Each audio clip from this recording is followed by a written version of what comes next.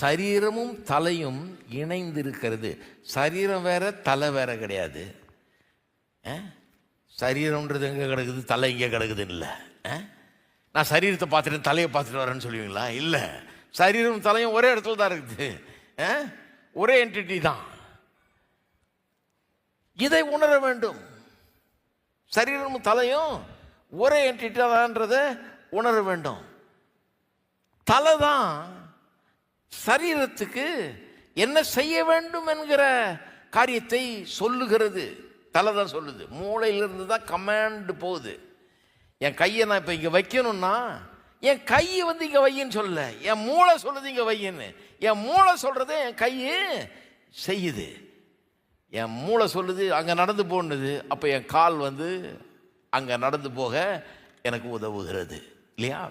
மூளையிலிருந்து தான் கமாண்ட் வருது, சரீரம் அதன்படி செய்கிறது. அப்படி வச்சுட்டார் கடவுள். சரீரம் வேற, தலை வேற கிடையாது. ரெண்டும் ஒன்றா சேர்ந்து இயங்குகிறார்கள்.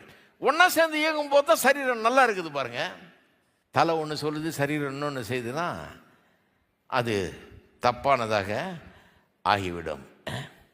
அப்போ ஒன்று புரிஞ்சுக்கணும், மனைவி மாறலும் புரிஞ்சுக்கணும், புருஷன் மாறலும் அவருக்கு பொறுப்பு கொடுக்கப்படுது. தலைக்கு சில காரியங்களை செய்ய வேண்டும் என்று பொறுப்பு கொடுக்கணும். நடத்தணும், குடும்பத்தை தலைமைத்துவத்தை வகிக்கணும், வழி காட்டணும், புத்தி சொல்ல வேண்டும், பாதுகாக்கணும், பராமரிக்கணும், போஷிக்கணும். இந்த பொறுப்புகளை கடவுள் கொடுத்துருக்கிறாரு.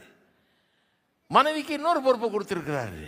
இந்த தலையை பின்பற்றி இந்த தலை நினைக்கிறத இந்த தலை நடத்துகிற விதத்தில் எல்லா காரியங்களையும் நிறைவேற்ற வேண்டும். அதுக்கு தான் மனைவியை கொடுத்தாரு பாருங்க. ஒரு பெரிய வேலையை மனுஷனுக்கு கொடுத்தாரு. பண்படுத்தி காத்துக்கொள்ளணும். பூமியை கொடுத்துட்டாரு, தோட்டத்தை கொடுத்தாரு, பூமியை கொடுத்தாரு.